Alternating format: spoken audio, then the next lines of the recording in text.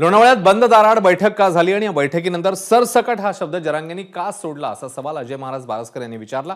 जरांगेंवर पुण्यात फसवणुकीचे गुन्हे दाखल झाले तसं विधानही त्यांनी केलंय।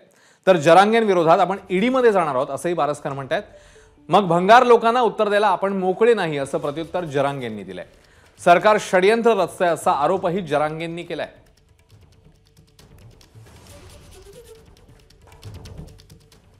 प्रश्न विचारा ना, लोणावळ्यामध्ये तुम्ही बंद दाराच्या आत का मीटिंग घेतली? का सरकारी उच्चस्तरीय सरकारी अधिकारी का मीटिंग घेतली? काल परवा दिवशी आपण कुठेतरी विचारलं चॅनलवर, काय उत्तर दिलं तुम्ही? घरांनी काय उत्तर दिलं माहिती का? बंद दाराच्या आत का मीटिंग घेतली? ते मला गार वाजत होतं. तुला लाड रक्कम नाही आला मग गार वाजत होतं. हा म्हणजे आम्हाला 24 तास होतं असतं न्यायचं ना गार वाजत होतं. हजारो मराठा तरुण लोणावळ्यामध्ये वाशीमध्ये बाहेर झोपले आहेत ना, त्यांना नाही गार वाजत, त्यांना नाही गार वाजत, त्यांना नाही गार वाजतं.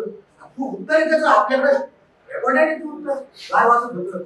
मग गार वाजत असताना ठीक आहे, गार वाजत होतं, व्हिडिओवाले का आत गेले? तुम्हाला लोणावळ्याच्या त्या बंद बंगल्यामध्ये तुम्ही आज काय चर्चा केली? काय डील झाली?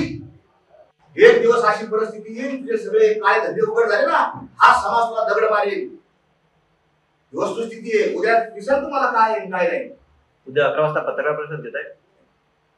पत्रकार परिषद होणार आहे, पण ते घेणारे लोक वेगळे आहेत आणि ते जरांगेविषयी सत्यता मानणार आहेत. ते काय मला माहित नाही ते कशासाठी मागितले काय मागितले, मागितणाराला माहित असेल. कोण कोर कमिटी फिमिटी काही नाही इथं फक्त मराठा कोर कमिटी आहे पूर्ण राज्य.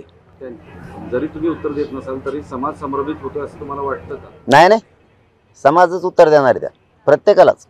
त्यामुळं समाज उत्तर देतो सगळ्याला. मला समाजाला मी कामातून उत्तर देणार आहे लोकांना. मी आरोप करणाऱ्याला काय नाही करणार, मला माहिती आहे ते काय. एबीपी माझा, उघडा डोळे बघा नीट.